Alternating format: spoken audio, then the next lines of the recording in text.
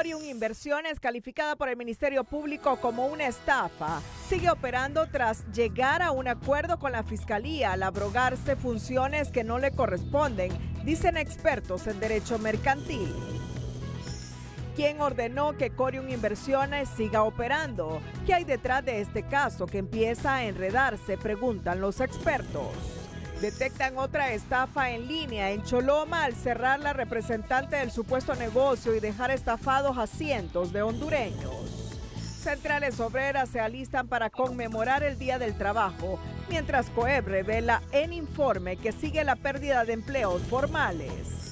Gobierno ordena lectura obligatoria del libro de Mel Zelaya sobre golpe de Estado. Academia reacciona sorprendida y Esponda responde que la derecha escriba su propio libro. Subdirector de Inteligencia Militar es degradado a oficina de Historia Militar por negarse a usar la inteligencia de las Fuerzas Armadas con fines políticos. Más de un centenar de privados de libertad han sido torturados en las cárceles, revela informe de CONAPRED. Pandilla 18, asesinos y violadores de mujeres pasan a módulo en Ilama. La MS-13 y extorsionadores a la tolva en Moroselí, anuncia General Muñoz. Este es su noticiero TN5 Estelar con Renato Álvarez y Cristina Rodríguez.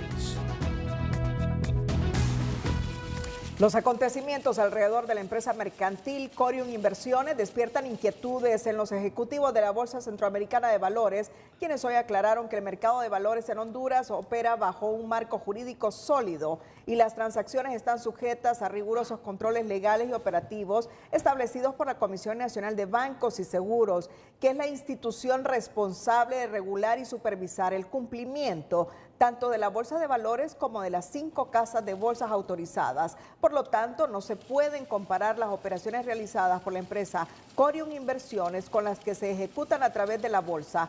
La bolsa y las casas de bolsa deben cumplir con requisitos de capital, sistemas de control interno y altos estándares de transparencia. Estos elementos estuvieron ausentes en el modelo de operación de Corium Inversiones, aseguraron los ejecutivos de la Bolsa Centroamericana de Valores. Muy buenas noches, Honduras. Bienvenidos a la emisión de este miércoles, Cristina, 30 de abril. ¿Tú te acuerdas cuando reflexionábamos el primer día hábil de trabajo de este año 2025? Sí, Renato. Y mira dónde estamos ya. Sí. ¿En qué mes del año? Abril, Renato. Bueno, pero vamos ya. Al quinto. O sea, estamos en el cuarto, sí. Vamos al quinto, ya mira, mañana 1 de mayo. Y me parece que fue ayer que estábamos en el noticiero, en el primer día laboral de 2025. Sí. La noticia del día es presentada por Claro. En Claro, acumula tus gigas en todos los Super Packs. Claro.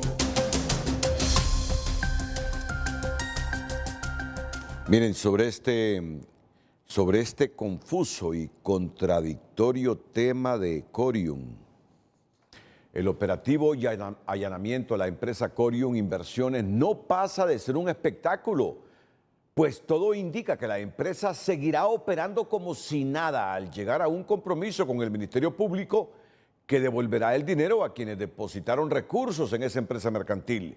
Pero según los expertos en derecho mercantil, la Fiscalía no tiene potestad para hacer ese tipo de arreglos o pedir el cierre, pues desde que se produjo la acción de intervención, el caso debió ser conocido por un tribunal de justicia y determinar las acciones a seguir.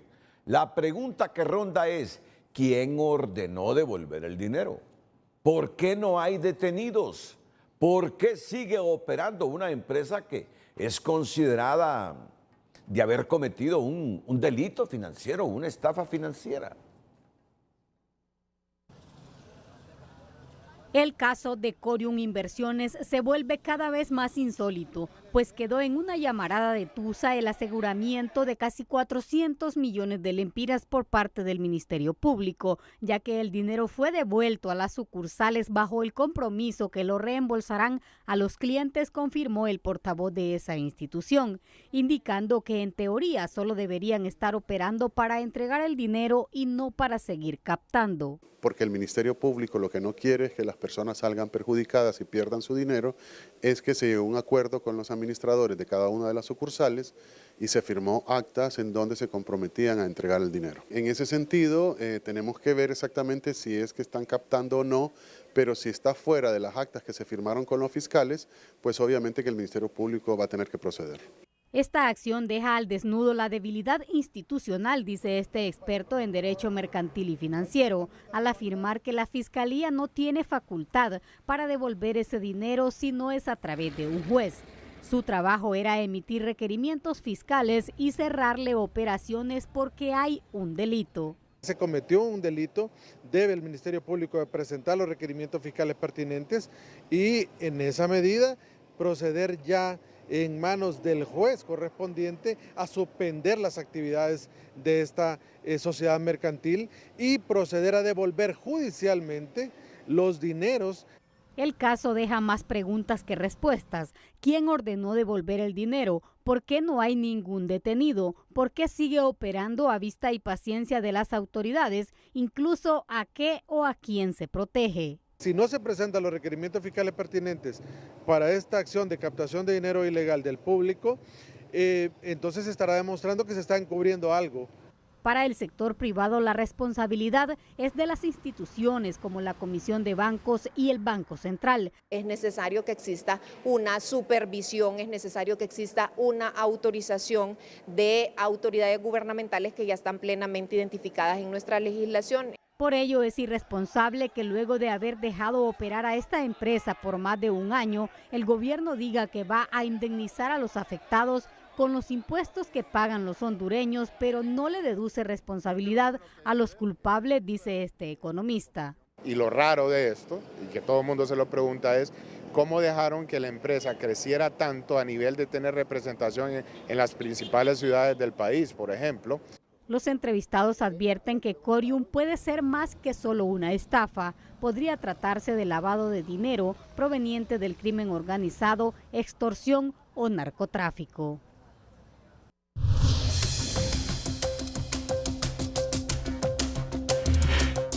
Y precisamente sobre este tema, la periodista Kenia Chinchilla se encuentra en Choloma porque unas 1.500 personas están en vigilia esperando recibir su dinero este jueves 1 de mayo. Adelante. Buenas noches, licenciado Renato Álvarez. Cristina, en los estudios afuera de Inversiones Corium permanecen al menos 1.500 personas que realizan vigilia para poder reclamar sus inversiones el día de mañana, mientras algunos aducen de que se estará entregando solamente los intereses, otros afirman que solo tiene que venir la persona el día que le toca recibir los intereses y se le será entregado el 100% de su capital o de lo que haya invertido en esta empresa. Mientras tanto, las personas van a quedarse esta noche aquí afuera de Corium Inversiones para mañana pues permanecer todo el día a ver qué pueden obtener o si ya podrán recibir en este caso el capital invertido o los intereses que les habían asegurado. Algunos pues están preocupados porque desconocen si se les podrá entregar el dinero, que hasta el momento no sabemos mayor información de los resultados de todo este proceso que lleva esta empresa. Lo que podemos informar a esta hora desde Corium Inversiones aquí en Choloma Cortés. Retornamos a estudios. Honduras, esta empresa mercantil continúa operando, pese a todo esto que se ha dicho.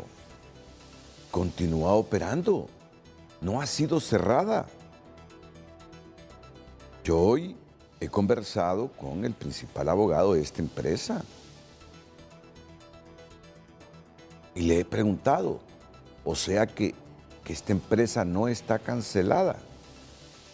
Y la respuesta del abogado es que la Comisión Nacional de Banca y Seguros, que es la encargada, no ha realizado la supervisión y que el Ministerio Público no es el facultado para pedir el cierre. Cuando decimos que hay gente que sigue metiendo dinero en Corium, es cierto. Es cierto, por eso ese recuadro que vieron ustedes ahí, confusión y contradicciones. El Estado ha dicho que respaldará financieramente, con lo que falte, a todos los que, no voy a decir inversores, porque no son inversores, que metieron dinero ahí en Corium para obtener el doble o más de lo que ellos han aportado a esa empresa. Y aún así, cuando el Estado sabe que tiene que respaldar financieramente para que la gente no pierda el capital que metió ahí, la empresa sigue operando. Porque la respuesta que yo he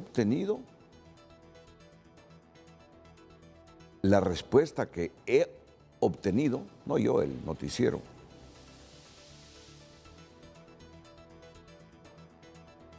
es la que les he leído hace algunos minutos. La Comisión Nacional de Banca y Seguros, que es la encargada, no ha realizado la supervisión. Y el Ministerio Público no es el facultado para pedir el cierre de esa empresa. Ese será el tema de este 1 de mayo, Día del Trabajo, aquí en Frente a Frente. Vamos a ver si los dirigentes de las centrales obreras son capaces de llevar al estrado esta temática. Atentos porque estamos un poquito confundidos y se nos viene a la mente que hay contradicciones en este caso para seguir la temática. El Estado va a respaldar financieramente a una empresa que ha cometido un delito financiero para no afectar a los que metieron dinero en esa empresa mercantil, pero esa empresa mercantil sigue operando. Ok, suficiente reflexión. Continuemos con la agenda informativa. Y siempre en Choloma Cortés, centenares de personas han reaccionado molestos y sorprendidos por la caída de una plataforma digital en la que invirtieron recursos a cambio de jugosas ganancias. La representante que registró el negocio para vender baterías para moldes hizo maletas y dejó la casa abandonada, como logró constatar TN5. Un nuevo caso mantiene a muchos cholomeños en incertidumbre, cuando a través de redes sociales se denunció a una empresa que ofrecía oportunidades de inversión con alta rentabilidad semanal. Los clientes, a través de una aplicación en baterías digitales que les otorgaban, supervisaban sus ganancias. Sin embargo, a través de una supuesta falla técnica desde este martes, no han tenido reportes. Algunos han llegado a esta casa que está en Quebrada Seca, en Choloma, donde supuestamente residía uno de los enlaces, pero aparentemente huyó. Muchos dirigentes obreros están al tanto de este negocio por la inversión que hicieron algunos conocidos. Tenemos amigos, pues, que podemos decir que se han invertido, ¿verdad?, en lo que es estos sistemas, pero como les repito, no es que la persona al final no sepa lo que se está metiendo, al final lo hace porque no le queda de otra.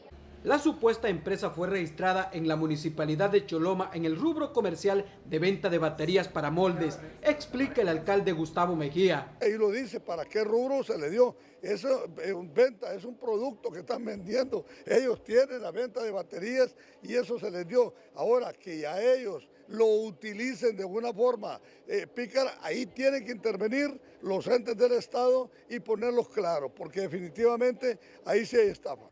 El Ministerio Público ya conoce de las denuncias hechas por algunos ciudadanos. Al momento, lógicamente, que de entregar el dinero, le pinta un panorama bonito, un panorama que puede suplir algunas de sus necesidades básicas dentro del hogar, pero transcurrido el tiempo ya se vuelve nebulosa esos ofrecimientos, ese panorama.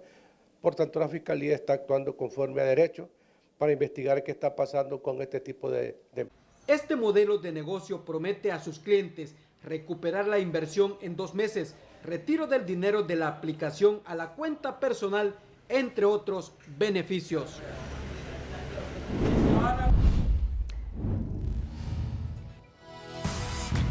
Bueno, atentos porque en unos minutos aquí en el Noticiero Líder persiste la pérdida de empleos formales en Honduras, destaca el boletín laboral del Consejo Hondureño de la Empresa Privada. Pero antes, en educación financiera, expertos en economía comparten recomendaciones para que los jóvenes inicien su camino en el mundo de las inversiones y la planeación financiera este 2025. Educación financiera es presentada por Banpaís. Compra todo lo que quieras y divídelo en cuotas a 0% interés con tus tarjetas de crédito Banpaís. Aprende las reglas del juego financiero. Las finanzas forman parte de la vida de todo estudiante, profesionista y trabajador. Educarse en estos temas permite entender cómo funcionan y, sobre todo, cómo beneficiarse de ellas. Invierta solo en lo que entienda. Uno de los errores más comunes entre los jóvenes es invertir en activos que no comprenden. No compre nada que no entienda. Es esencial saber qué riesgos está asumiendo antes de tomar cualquier decisión. Sé paciente y no se desespere. Se menciona que uno de los errores más frecuentes entre los inversionistas jóvenes es ser demasiado cautelosos y recalco la paciencia como un atributo del inversionista inteligente. El tiempo es dinero y las inversiones que más retribuciones tendrán son aquellas que implican más tiempo. Bueno, no sé si el gobierno ha medido las consecuencias de esto que está pasando con Corium, pero esto cada día parece como una nube que se va ampliando más. Me dice una dama que estuvo ahí en la Comisión Nacional de Banca y Seguros, que por seguridad no me autoriza que dé su nombre. Es la Comisión Nacional de Bancos y Seguros que debe liderar el cese e intervención de esa empresa que realiza captación irregular. Me sorprende con la experiencia que hay en la Comisión Nacional de Banca y Seguros que no se esté siguiendo el proceso legal que manda la ley del sistema financiero. No diga mi nombre, por favor. Pero ese proceso de esa empresa mercantil se está manejando muy mal. Buenas noches. La Comisión Nacional de Banca y Seguros debe dar el rostro y hacer lo que le corresponde hacer. Bueno, Marcio Sierra estuvo en Frente a Frente hace algunos días y nos dijo que hasta diciembre se dieron cuenta de ese asunto y que empezaron a investigar. Pero esta dama hondureña profesional con mucha credibilidad me dice que, y yo sé que formó parte de esa comisión, que la Comisión Nacional de Banca y Seguros está manejando mal esto, que no está siguiendo el proceso legal que manda la ley del sistema financiero. Y es que hoy estamos asombrados. El Estado ha salido y dice: nosotros vamos a respaldar con dineros públicos, si no ajusta el dinero que le contabilicen a Corium, a las personas que metieron dinero ahí. Pero la empresa sigue operando. La empresa sigue operando. O sea que el Estado va a seguir metiendo dinero y dinero y dinero y la empresa operando. Aun cuando el Estado, a través de estas tres instituciones, la OABI, el Ministerio Público y la Comisión Nacional de Banca y Seguros, fueron los que han generado toda esta polémica alrededor de Corium, que es un fraude o un delito financiero. Ha salido un comunicado de Corium.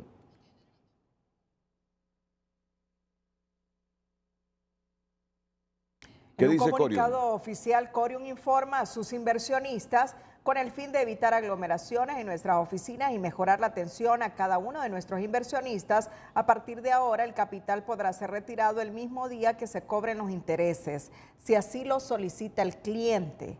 Esta medida busca optimizar nuestros procesos y garantizar una experiencia más ordenada y segura para todos. Siga. Corium, agradecemos su comprensión y colaboración. O sea que está operando. Eso es lo que da a entender. Léelo de nuevo para interpretar mejor todavía. Sí. Está operando. Por favor, repítelo. Usted mencionaba. Sí. Corium informa a sus inversionistas con el fin de evitar aglomeraciones en nuestras oficinas y mejorar la atención a cada uno de nuestros inversionistas.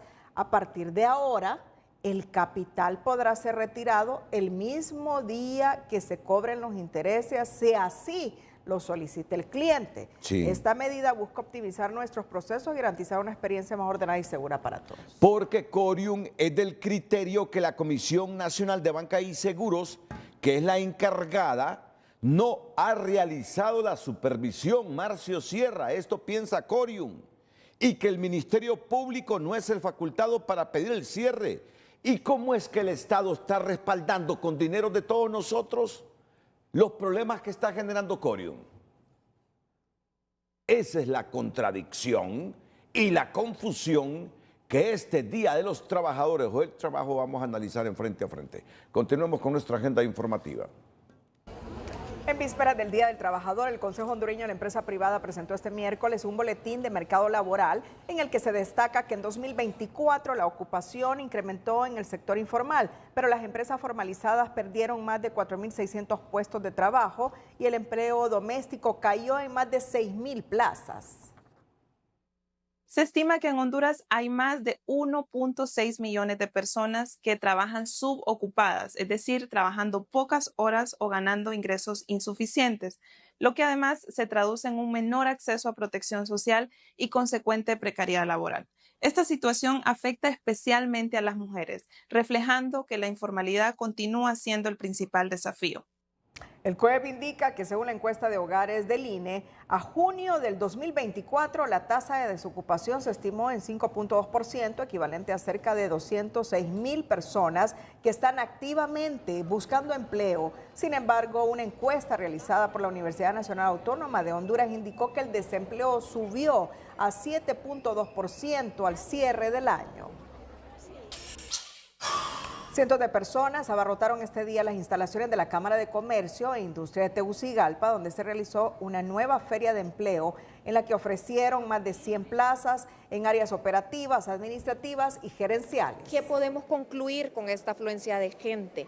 Podemos concluir que el tema del empleo sigue siendo una gran necesidad en Honduras. A los hondureños nos surge el empleo. Es por eso que reitero el llamado que hemos realizado desde el sector privado para que podamos sentarnos en una gran mesa de diálogo y establecer cuál es esa ruta que Honduras necesita seguir, cuál es ese plan de acción que Honduras tiene pendiente para resolver el tema del empleo. Las personas que buscan un empleo pueden inscribirse a través de la plataforma Promuévete, una herramienta que permite a los participantes crear su perfil, revisar las vacantes disponibles y prepararse con antelación para el proceso de entrevistas. No obstante, quienes no se registren con anticipación pueden presentarse directamente el día del evento. Las centrales obreras y el gobierno se preparan para celebrar el 1 de mayo con viejas y nuevas consignas, últimas basadas en la instrumentalización en que ha caído el movimiento sindical y popular, donde el discurso central será contra el bipartidismo político y el modelo neoliberal, asegura su dirigencia. La dirigencia obrera y sindical ultima detalles en todo el país para salir mañana unidos con las mismas consignas a celebrar el Día Internacional del Trabajo.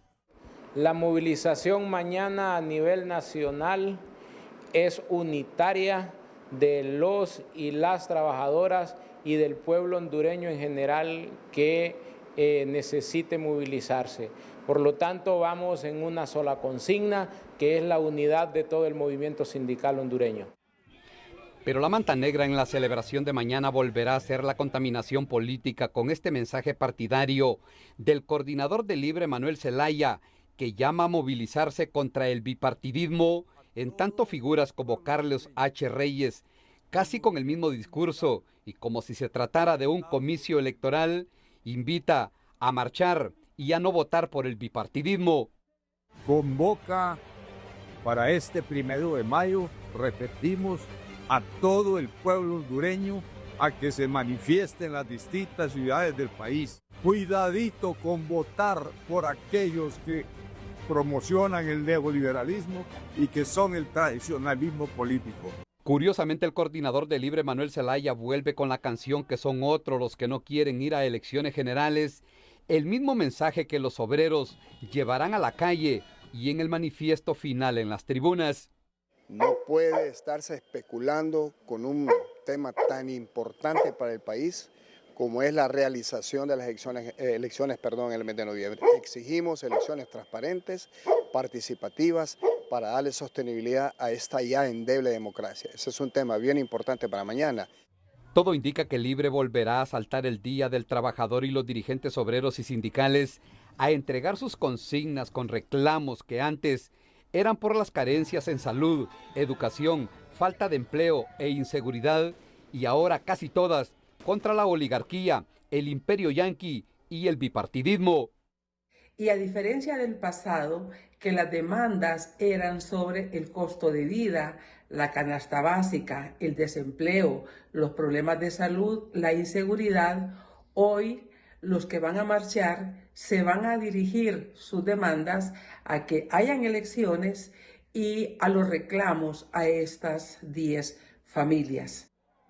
Y es que los temas centrales del manifiesto que mañana leerá la dirigencia de Libre y de los trabajadores, al menos en Tegucigalpa y San Pedro Sula, son contra las 10 familias que, según ellos, pintan de negro el país, a favor de la ley de justicia tributaria y de la realización de elecciones generales, una extraña petición a la que ahora se suman los dirigentes obreros y sindicales. No hay duda que se han invertido los papeles antes.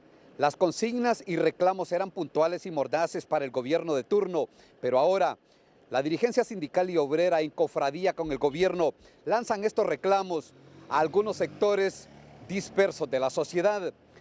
Ulises Aguirre, Telenoticias.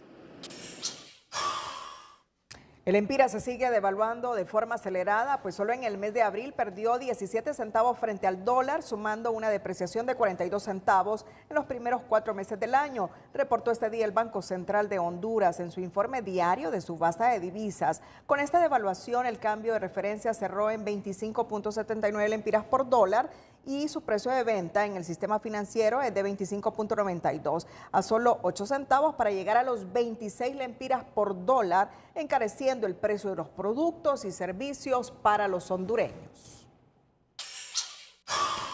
El plazo para la declaración y pago del impuesto sobre la renta correspondiente al año 2024 finaliza este miércoles 30 de abril y las autoridades del Servicio de Administración de Rentas informaron que extendieron el horario de atención en las oficinas centrales y regionales hasta las 12 de la noche. Para quienes no lo han realizado, pueden hacerlo. También está disponible a través de la oficina virtual del SAR y el pago a través de la banca en línea, indicaron las autoridades. Las empresas y profesionales que prestan servicios están obligados a realizar la declaración y pago de este tributo por los ingresos obtenidos durante el año. El diputado de Libre, Germán Altamirano, presentó una iniciativa orientada para que los compatriotas hondureños que sean deportados de Estados Unidos puedan traer sus herramientas de trabajo sin pagar ningún arancel a la hora que ingresen al país. Y lo que ha sucedido es que cuando los arrestan y los deportan, no les avisan a nadie y dejan botadas sus cosas, sus enseres, todas sus herramientas, muchas veces que han acumulado durante el tiempo que han trabajado, y tienen que malvenderlas o dejarlas botadas porque traerlas al país sale mucho más caro que el mismo valor. Entonces este proyecto de ley lo que está solicitando es que puedan traerlas al país, que quede un amigo o un familiar y se las puedan enviar, y que estén libres de gravamen, arancelarios, de importación, etcétera, etcétera. Altamirano indicó que si se logra aprobar la iniciativa, la misma favorecerá a los compatriotas y así se aseguran de que Honduras los recibe con los brazos abiertos. Vamos a una nueva pausa comercial. Colapsa el Seguro Social por reclamo de citas. Interventora responsabiliza a un empleado por el desastre. Y Honduras clama que este 1 de mayo Daniel Durón y Carlos Reyes reclamen esto al gobierno. El Seguro Social de Honduras, tanto la parte médica como la parte de las indemnizaciones, la parte de las pensiones, es lo más oscuro que puede haber en el panorama para los trabajadores de Honduras. Por eso Honduras espera que los principales dirigentes obreros del país Daniel Durón, Carlos H. Reyes, los presidentes de los sindicatos de las centrales, reclamen esto mañana para que demuestren que defienden a los trabajadores de Honduras. Abarrotadas permanecieron este miércoles las instalaciones del Instituto Hondureño de Seguridad Social en el barrio La Granja de la capital. Se estima que 500 pacientes llegaron con la esperanza de ser atendidos, mientras otros buscaban programar una cita con médicos especialistas, pero algunos derechohabientes hasta se desmayaron por las filas interminables. El interventor Samuel Zelaya atribuyó que el caos se produjo con la programación de cita de los derechohabientes fue una irresponsabilidad de un empleado. No sé qué funcionario, empleado, incumplió las instrucciones. Convocaron a la gente para hoy. Casualmente hoy hay corte de energía en el hospital de especialidades. Hay una violación a las instrucciones que se giraron de parte de la comisión interventora. Esto va a tener una responsabilidad quien autorizó a hacer esto porque genera este caos innecesario. Las instrucciones son claras. La gente viene, tiene su cita, lo ve su especialista, va con su remisión a admisión y se lleva su cita. Ese es el flujo común que están siguiendo todos los demás hospitales. El malestar entre los pacientes del ISSSTE crece por falta de atención médica oportuna y de insumos básicos, una crisis que ya parece crónica en el sistema de salud pública del país.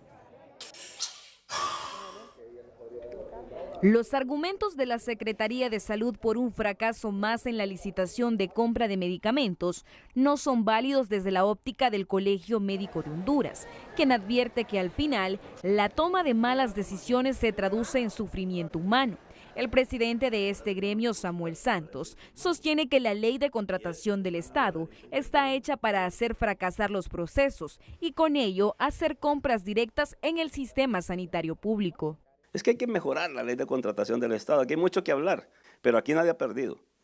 Ni los compradores ni los vendedores. Aquí quien pierde es el pueblo de Honduras nada más. Los otros dos actores no pierden y podrían salir ganando. El único que pierde aquí es el paciente que necesita los medicamentos en los hospitales. La CESAL tiene a su disposición más de 10.000 millones de lempiras para empezar con las compras directas de medicamentos en los próximos meses. Una alternativa que abre la puerta de corrupción, según la diputada nacionalista Johanna Bermúdez. Denota que efectivamente están interesados en seguir haciendo compras directas, lo cual abre la puerta a la corrupción y sobrevaloración. Y no hay garantía de la calidad de los medicamentos, mucho menos aseguran que va a haber medicamentos en la unidad de salud. Pueblo hondureño, no habrá medicamento el resto del año. Que la Secretaría de Salud para este 2025 solo adjudicara 70 medicamentos de 429 son señales de la falta de planificación y prioridad para la salud de los hondureños, según este ex viceministro de Salud. Pero el retroceso es evidente. Queda otra vez evidenciado la falta de conocimiento, la falta de planificación y al tener fracasada esta licitación no van a haber medicamentos en el resto del año. La Secretaría de Salud ya instruyó a los hospitales y regiones sanitarias para que procedieran a realizar compra de medicamentos según sus necesidades y presupuestos. Investigadores hondureños desarrollan el jarabe de Viagra. La sección de salud es presentada por Farmafácil. Todos los miércoles de canjes, hasta un 40% de descuento en productos de canjes.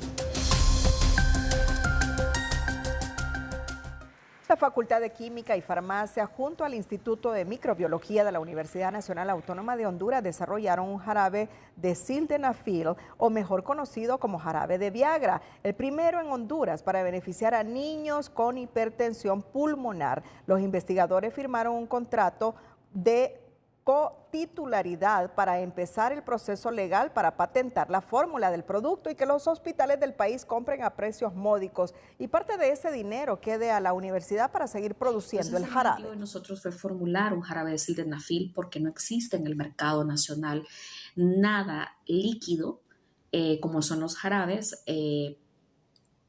para el tratamiento de la hipertensión pulmonar en los hospitales.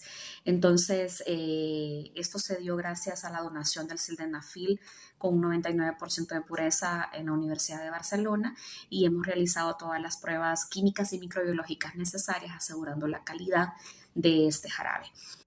Esta presentación líquida sería hasta la fecha única en el mundo y representa un avance significativo para la salud pediátrica.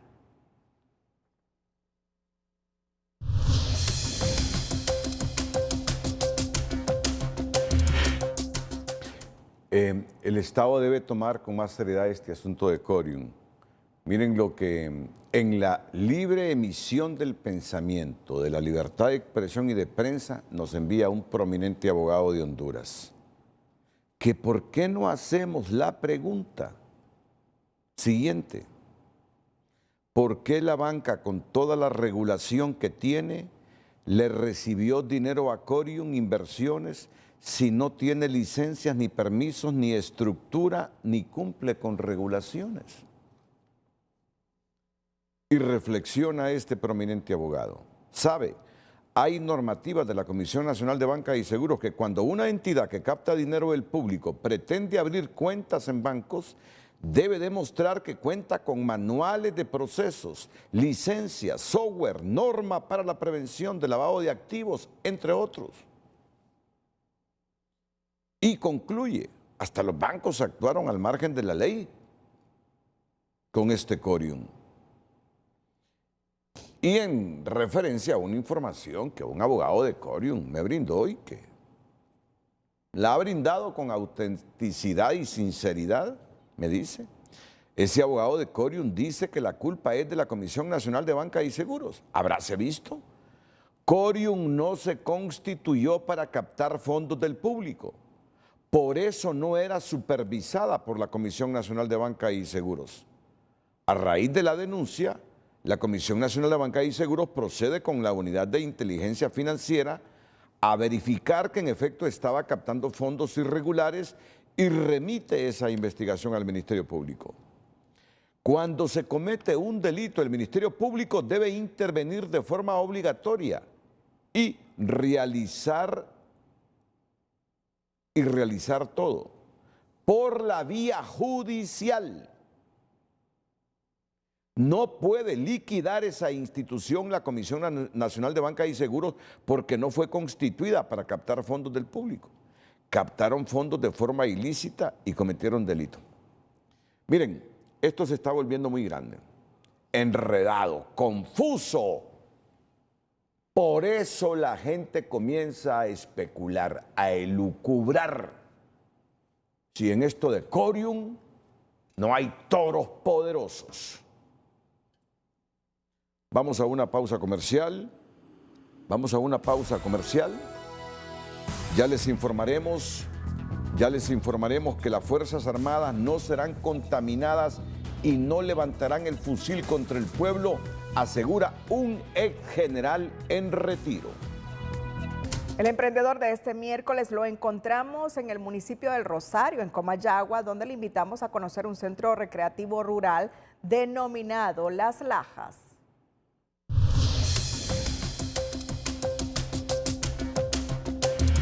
Lo que era un reservorio de agua para el riego de cultivos terminó siendo un centro recreativo rural que hoy en día es el epicentro de los habitantes de Aldea Corralito, San Isidro y lugares aledaños. Aquí, donde están ubicadas estas piscinas, una pequeña pecera, y luego perforé la piscina grande. Y yo los tenía como para reservorios de agua, ¿va?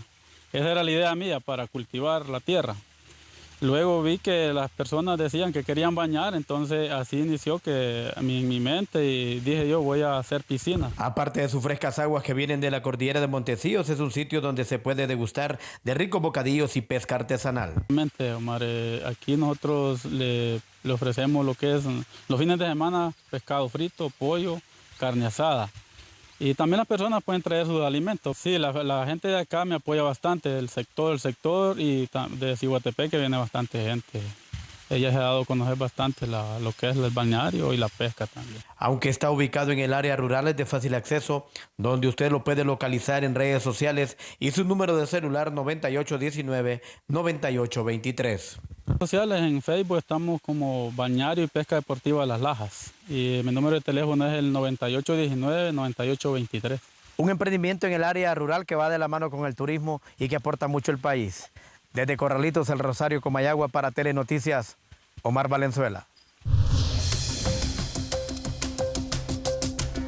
La fiscal de Etnias y Patrimonio Cultural, Yanni del Cid, informó que en operativos realizados este miércoles a nivel nacional se inspeccionaron 66 centros históricos y sitios arqueológicos con el resultado de 40 piezas arqueológicas decomisadas, algunas de ellas con un valor de hasta $30.000. Son más o menos 40 piezas que han sido decomisadas el día de hoy y normalmente son extraídas. Por ejemplo, las más recientes de las que comentaba con usted en Quimistán, Santa Bárbara, son de origen de la mosquitia, ¿verdad? Por el tipo de material del que están construidos, los arqueólogos nos informaban que son de origen originarias de la mosquitia, por ende, pues es un tráfico ilegal, tanto dentro del territorio como fuera del territorio nacional. Del CID advirtió que a los coleccionistas privados se les da un plazo de 6 meses para que registren esos bienes. De no hacerlo, serán considerados poseedores ilegítimos. Piezas son productos de saqueos. El saqueo de nuestro rico patrimonio cultural de más de 11.000 sitios arqueológicos alrededor de todo el territorio nacional son producto de saqueos, algunos extracciones de carácter ilegal y otras realizadas por profesionales que facilitan el tráfico ilícito de estos bienes a otros países. Los operativos, que continuarán en diversas zonas del país, se realizan con el fin de promover la defensa de los bienes que forman parte del patrimonio cultural. Para el ex subjefe del Estado Mayor Conjunto de las Fuerzas Armadas, el general Reiniel Enrique Funes, la institución castrense no se contaminará ni saldrá mal parada al final de este gobierno. Tampoco un militar activo levantará la mano contra un civil que reclame en la calle por el respeto a la voluntad del elector o para defender la democracia, aseguró. Si quiero recalcar a la población que las Fuerzas Armadas es parte del patrimonio nacional y estoy seguro que ningún miembro de las Fuerzas Armadas se va a abalanzar en contra de la población en una situación específica. El general Funes renunció a su cargo como subjefe del Estado Mayor Conjunto de las Fuerzas Armadas en el gobierno del expresidente Juan Orlando Hernández, pues se negó a avalar algunas órdenes ilegales del Poder Ejecutivo, así como la manipulación y politización de la jerarquía militar, una historia que se vuelve a repetir y que, al igual que ayer, asegura volverá a cuestionar y atacar. Las Fuerzas Armadas aclararon este miércoles que no se destituyó al coronel Walter Danilo Hernández Carvajal, más bien se le colocó en un mejor cargo, pasando de ser el subjefe de inteligencia militar al director del Departamento de Historia Militar. Se han experimentado cambios en la estructura orgánica de nuestra institución militar. En ese sentido, mi coronel de infantería, Guillermo Sandoval Aguilar, ha dejado la dirección de Historia Militar y su lugar ha sido ocupado por mi coronel de infantería, Walter Danilo Hernández Carvajal, quien se desempeñaba como subdirector de la Dirección de Información Estratégica. Según trascendió en las últimas horas, Hernández Carvajal fue destituido de su puesto de subdirector de los servicios de inteligencia C2 por haberse rehusado a que la inteligencia militar fuera usada con fines políticos.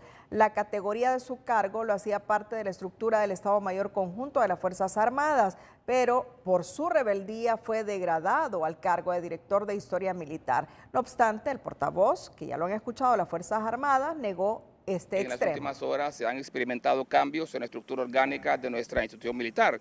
En ese sentido, mi coronel de infantería, Guillermo Sandoval Aguilar, ha dejado la dirección de Historia. El allanamiento ejecutado por Policía Nacional y la Unidad contra la Trata, Explotación Sexual, Comercial y Tráfico de Personas se dio captura este jueves a Cándida Rosa Pérez Valdés, que tenía a su cargo a su nieta de 4 años, a quien estuvo vendiendo a un señor de 58 años a cambio de dinero en efectivo, electrodomésticos y muebles para el hogar en San Lorenzo Valle. Esta violación la cometió durante 4 años este individuo, quien también tiene orden de captura por el delito de violación, y producto de esas violaciones quedó embarazada la menor de edad y dio a luz a un bebé. Al desarrollarse la audiencia de declaración de imputados, se le dictó detención judicial, quedando programada su audiencia inicial para el 5 de mayo. La Sala Constitucional admitió un recurso de amparo interpuesto por la defensa del exdiputado Juan Antonio Tony Hernández, quien cumple una condena de cadena perpetua a más de 30 años en Estados Unidos por delitos relacionados con el narcotráfico. El recurso está vinculado al proceso de privación de dominio sobre 22 bienes, entre ellos una vivienda valorada en más de 8 millones de lempiras ubicada en la residencial Palmera de San Ignacio en la capital. Se estará enviando una comunicación al Juzgado de Letras y Corte de Apelaciones para que remita los antecedentes y los informes del caso. Desde el Poder Judicial aclararon que casi el 100% de los recursos que se interponen son admitidos para dar seguimiento al trámite correspondiente, por tanto aún no se está suspendiendo ningún tipo de proceso con relación a la causa de privación de bienes de origen ilícito. El Mecanismo de Prevención contra la Tortura presentó este miércoles su informe sobre la situación de los privados de libertad en las cárceles del país, registrando al menos 103 casos de torturas, tratos crueles e inhumanos, además de restricciones al derecho a la salud y visitas familiares, entre otros. La Policía Militar y el Poder Judicial encabezan la lista de las instituciones que más violentan los derechos de los reclusos. Al menos 263 privados de libertad en el país denunciaron durante el 2024 violaciones a sus derechos humanos. De ellos, 103 fueron casos de tortura y de tratos inhumanos, estadística que evidencia el desafío de las instituciones encargadas de la guarda y custodia de los reclusos, de acuerdo con el más reciente informe presentado por el Mecanismo de Prevención contra la Tortura, Tratos Crueles, Inhumanos o Degradantes, CONAPREV. No se observan protocolos.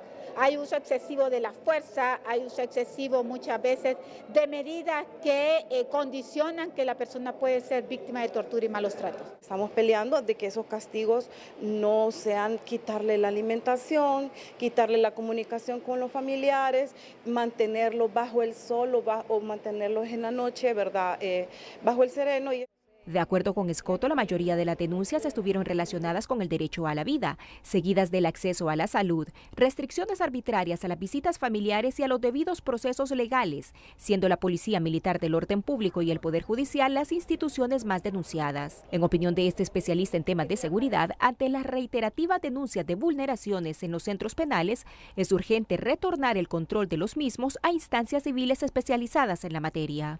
Se debe ir buscando ya un plan de transición para cederle nuevamente la administración de estos centros penitenciarios a la institución que por ley le compete, que es el Instituto Nacional Penitenciario. Pero para cederle nuevamente la administración deben de estar seguros de que cuenta con todo el fortalecimiento necesario, el acompañamiento institucional para mantener una sostenibilidad efectiva de estos centros. Pero la preocupación en CONAPREV no solo se centra en las vulneraciones que sufren los privados de libertad, pues también encontraron serias irregularidades en casos de menores internos en los centros de atención de infractores y particularmente con los niños institucionalizados que son atendidos en los centros del cuidado alternativo de la Secretaría de la Niñez. Con el SENAP en relación a las CIRCAS, que son los lugares de cuidados que están bajo algunas personas particulares, uno de los temas que llama nuestra atención es no tener un mapeo actualizado de esas CIRCAS, porque es importante saber quién está al cuidado de los niños y cómo se le está garantizando realmente su protección. Cabe señalar que en su informe, CONAPREV también destacó su preocupación por el estado de excepción, una medida implementada por el gobierno que desde sus inicios está generando vulneraciones a los derechos humanos por parte de las fuerzas de seguridad, aseguró, al tiempo que señaló que en los hogares de cuidado de adultos mayores y los hospitales psiquiátricos impera la deshumanización y la poca empatía para la atención de la ciudadanía. El director de los centros penales, el general Ramiro Muñoz, ha anunciado las nuevas disposiciones en las cárceles con la construcción de 4 módulos de seguridad distribuidos en las 3 principales cárceles del país. En ese sentido, al módulo de la cárcel de Ilama en Santa Bárbara serán llevados los privados de libertad de la pandilla 18 junto a los asesinos y violadores de mujeres. En tanto, la Mara MS-13 y los extorsionadores serán concentrados en la cárcel de Moroselí. Las nuevas medidas penitenciarias contemplan la distribución de los privados de libertad por su clasificación jurídica y grado de peligrosidad en 4 nuevos módulos ubicados en las 3 principales cárceles del país, a fin de evitar tanto el hacinamiento como las tradicionales disputas entre grupos criminales. Que conste que hoy anochecen en Ilama, pero en cuanto se nos ocurra, van a anochecer en Ilama y van a amanecer en La Tolva, para que a esos que se dedican a comprar propiedades en el camino, se la van a comprar a la contraria organización o a la organización contraria. Porque ahorita están ahí, pero pasado mañana no van a estar ahí, y ni cuenta va a dar nadie cuando hayamos rotado todos estos mareros y pandilleros de ahí. La pandilla 18 junto a los asesinos y violadores de mujeres serán trasladados a modernos espacios con capacidad para 1.500 reclusos en el Centro Penal de Máxima Seguridad ubicado en Ilama, Santa Bárbara. La Mara Salvatrucha MS-13 junto a grupos de extorsionadores que alteraban la paz de los hondureños desde la penitenciaría de Támara tendrán su sede en el módulo construido en la cárcel de Moroselí, El Paraíso.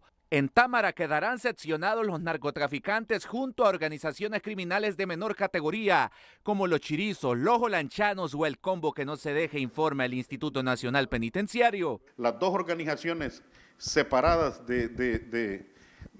para que no tengan una excusa para ingresar un arma, ni que lo intenten, ni que intenten sobornar a agentes o policías militares u oficiales, a quien sea. ¿Por qué si solo van a estar ellos mismos? El temor del CONADE es que no se informe al Poder Judicial, mecanismos de protección y a los mismos familiares de privados de libertad sobre los traslados, como advierte Muñoz, dado que esta situación solo conlleva el desarraigo familiar y la ingobernabilidad en los centros penales. Siempre pues recibimos llamadas o recibimos familiares de personas privadas de libertad que vienen aquí preocupados porque desconocen dónde está su familiar. Entonces siempre ha sido reiterativo por el CONADE hacer esta recomendación al Instituto Nacional Penitenciario. La separación por perfiles es acertada porque eso evita conflictos internos y las jerarquías entre privados de libertad, señala este experto, quien demanda transparencia por parte de las autoridades penitenciarias para que no pongan obstáculos a la vigilancia y el monitoreo. Que quienes controlan las cárceles, que las autoridades militares que controlan las cárceles no establezcan o no pongan obstáculos ni al CONADE, ni a las organizaciones de derechos humanos, ni a las personas juezas de ejecución, ni al CONAPREP en la vigilancia y monitoreo de los centros penales en el país. Todas las determinaciones estarán vigentes a partir del próximo 10 de mayo, a falta de algunos ajustes en la blindada infraestructura valorada en más de 640 millones de lempiras, con la que se pretende darle un giro de 180 grados al sistema penitenciario hondureño. Amparados en varios artículos de la Constitución de la República y de la Ley Fundamental de Educación, el Poder Ejecutivo ordenó la publicación del Decreto 14-2025, que ordena a la Secretaría de Educación instruir a quien corresponda la elaboración, aprobación y posterior incorporación al plan de estudios en los niveles básico y medio de la Cátedra Morazánica, mediante la cual se difundirá la obra y vida del héroe nacional José Francisco Morazán Quesada, el plan dentro del cual deberá incorporarse como parte de los textos y la temática de estudios el libro El golpe del 28 de junio, conspiración transnacional, un crimen en la impunidad, como requisito obligatorio para la obtención del título en cualquiera de las modalidades de educación media. Entre los académicos, la imposición del Ejecutivo de incorporar como lectura obligatoria en la asignatura de Ciencias Sociales el libro sobre el golpe de Estado de 2009, escrito por el expresidente Manuel Zelaya, y la candidata presidencial de Libre y Secretaría de Defensa, Rixi Moncada, no deja de sorprender por considerar que se quiere imponer una visión ideológica de un acontecimiento que marcó la historia del país y atenta en cierta medida contra la libertad de cátedra.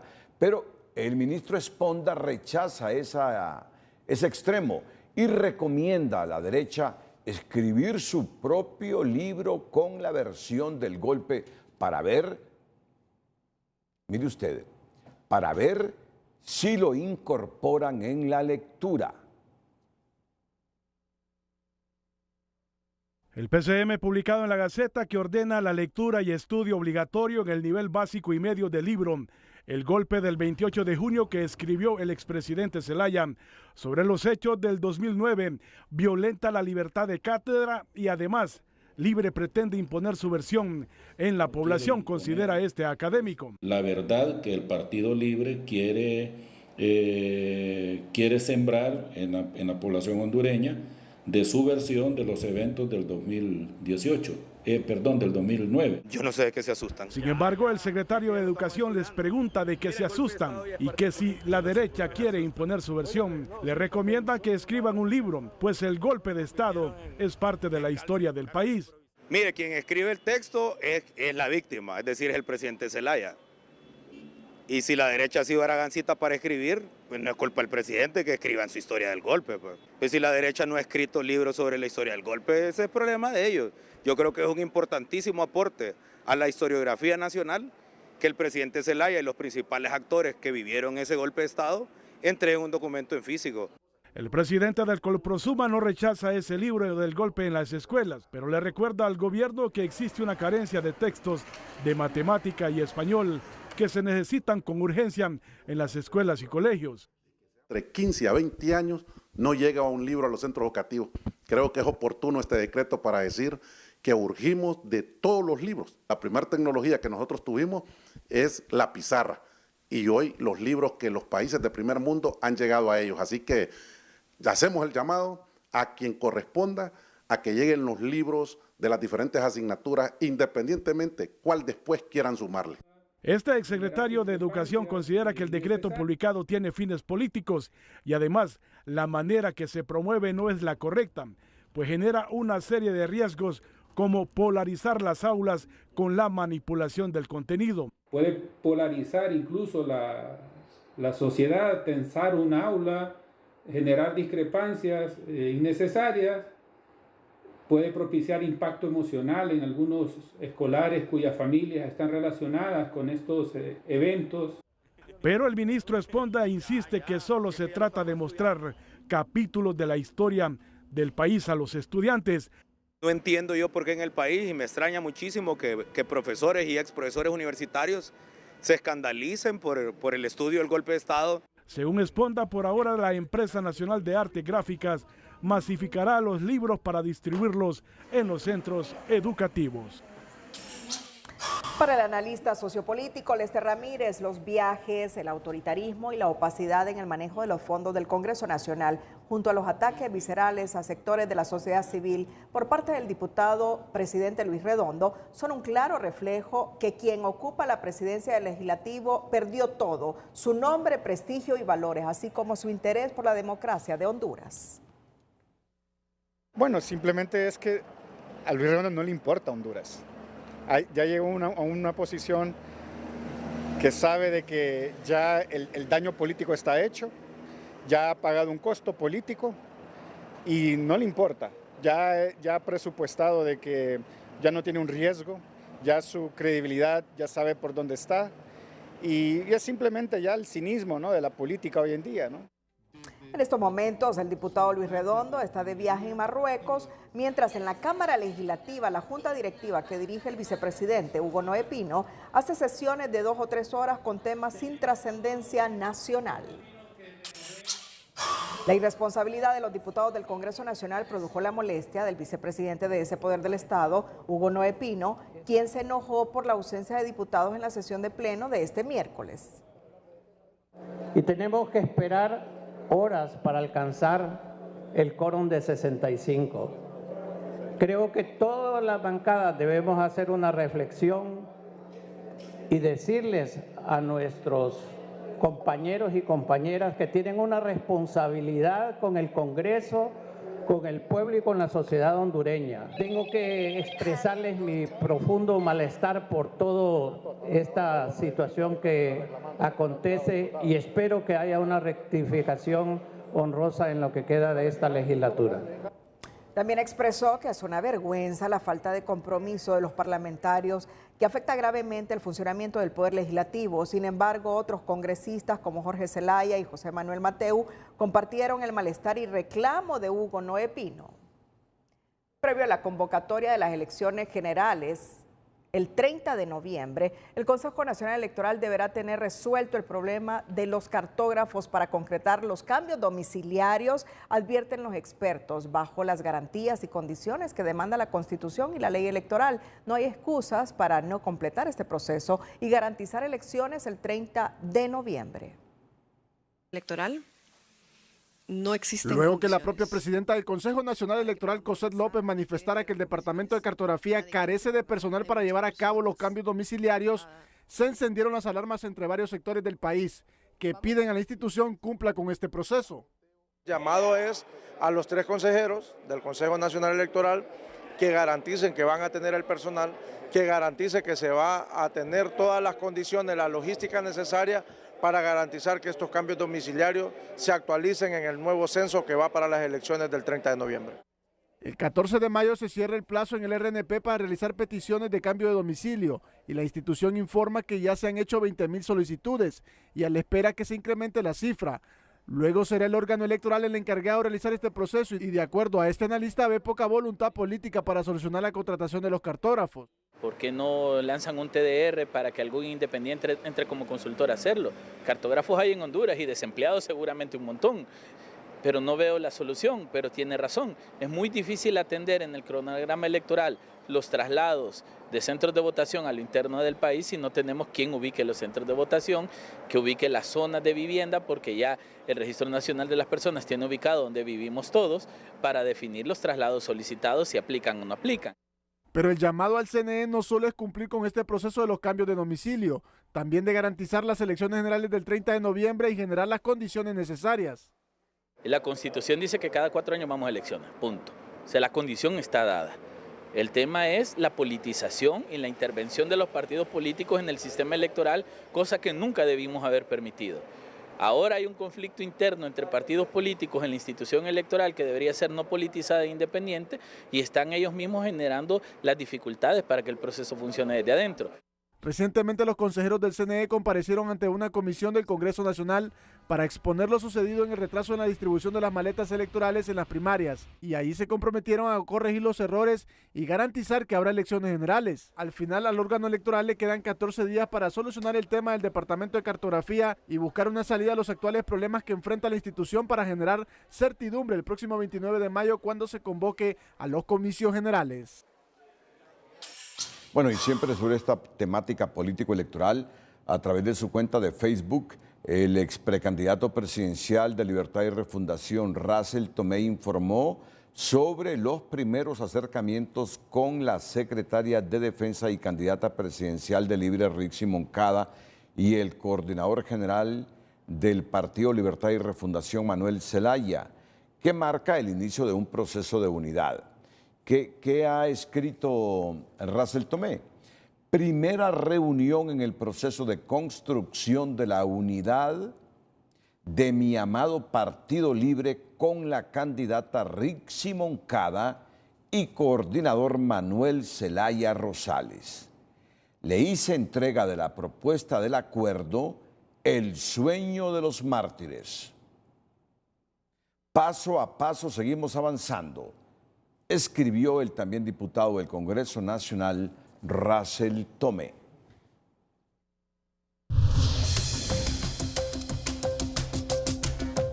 Hola, ¿qué tal? Qué gusto saludarles. Tenemos información para los habitantes del Golfo de Fonseca y también para los que van a salir a manifestarse conmemorando el 1 de mayo, Día del Trabajador. Lo que estamos viendo son imágenes de cómo han impactado las marejadas en El Salvador, en varias comunidades. Ya hemos visto cantidad de imágenes de nuestro Golfo de Fonseca, de comunidades hondureñas, pero también en El Salvador, porque así llegaron. Justamente este mapa ilustra cómo llegaron las marejadas impactando sobre la costa pacífica centroamericana y también parte de México. Y traigo una alerta. La próxima semana, desde lunes y toda la semana, volverán a repetirse estos episodios. Tenemos que estar preparados en la costa sur porque hay varias comunidades afectadas y se vuelve a repetir este patrón de marejadas porque hay tormentas en mar abierto, viento soplando y pues tardarán en llegar el próximo lunes. 2 metros la altura máxima del oleaje en el Golfo de Fonseca para esta jornada de 1 de mayo y lo mismo se repite en el litoral Caribe. En cuanto a posibilidades de lluvia, bueno, pues vamos a tener algunas posibilidades mientras estamos viendo estas imágenes de cómo los incendios forestales han llegado a zonas urbanas en Israel y mire toda esa cantidad de vehículos que dejó la gente abandonada huyendo de esos incendios forestales. Terrible lo que está sucediendo en Oriente Medio por las altas temperaturas. Mientras les decía que los sistemas anticiclónicos rotando, dejándonos una jornada de 1 de mayo cálida, y la gente que va a salir a manifestarse tiene que estar pendiente de ello, de que tendremos radiación infrarroja fuerte y también la posibilidad de lluvia solamente en los municipios. Se repite la posibilidad en los municipios colindantes con El Salvador y al cierre del día en la zona sur del país, en donde ya tendremos algunos acumulados entre 20 y 25 milímetros, principalmente en zonas de Choluteca y Valle. En el resto del país, pues ingresos de humedad, pero nada más. Mire cómo cambian los colores en cuanto a temperaturas, así se irá poniendo el mapa conforme avancen las horas y esperamos que lleguen a 36 y 38 en la zona sur, 31 y 33 en el centro, 34 en el Valle de Sula, 35 en algunos puntos del occidente, 34 y 31 en zonas del oriente y un índice ultravioleta disparado a 13. Cuídense mucho, siempre les queremos como televidentes y no como noticia. Que la pasen bien. El diputado y ex precandidato presidencial del Partido Nacional, Jorge Zelaya, llegó al Consejo Nacional Electoral para realizar la entrega de 4.006 credenciales que su movimiento no utilizó en las pasadas elecciones primarias. Bueno, primero gracias para entregar 4.006 credenciales que no utilizamos en el proceso de las elecciones internas. Nos agradó cuando conversábamos con la secretaria general y su personal en el sentido de que nunca antes se había hecho una devolución en ese sentido. Creo que si no tuvimos representación en las mesas, lo correcto, lo decente, lo ideal era hacer lo que hemos hecho. Zelaya aseguró que es importante enviar un mensaje con la entrega de credenciales para actuar con transparencia en las elecciones generales a fin de evitar el tráfico de credenciales, como se ha denunciado en otros procesos electorales. En otra temática, varios odontólogos llegaron hasta los bajos del Congreso Nacional para protestar y a su vez consultar cómo avanza el proyecto de reforma a sus estatutos. A las autoridades que nos reciban para saber cómo está el documento que tenemos en la Cámara Legislativa, donde pedimos unas reformas a nuestro estatuto, pedimos el aumento a la base salarial, pedimos el IPC que fue derogado en el 2017. Yo creo que es justo desde hace 8 años que nosotros no recibimos ningún aumento salarial.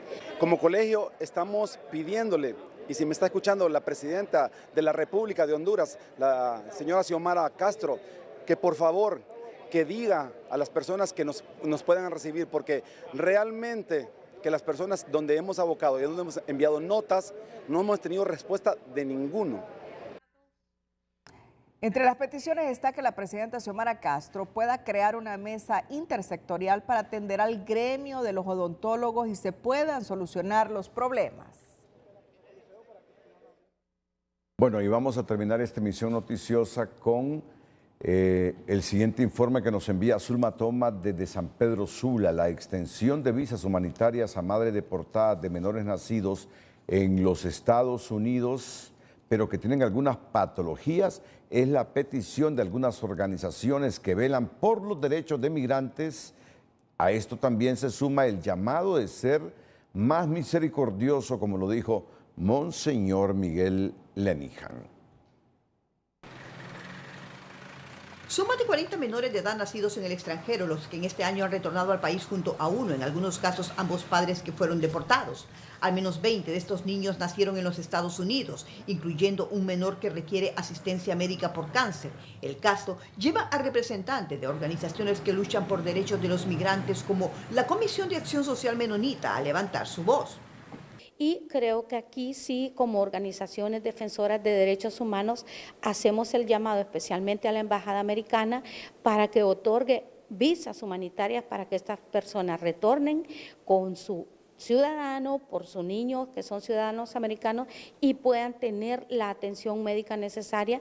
Indica que la mayoría de perfiles de familias deportadas que se han registrado en el 2025 cuentan con más de 5 años de residir en los Estados Unidos. La situación que enfrentan los migrantes también la lamenta el arzobispo de la Arquidiócesis de San Pedro Sula.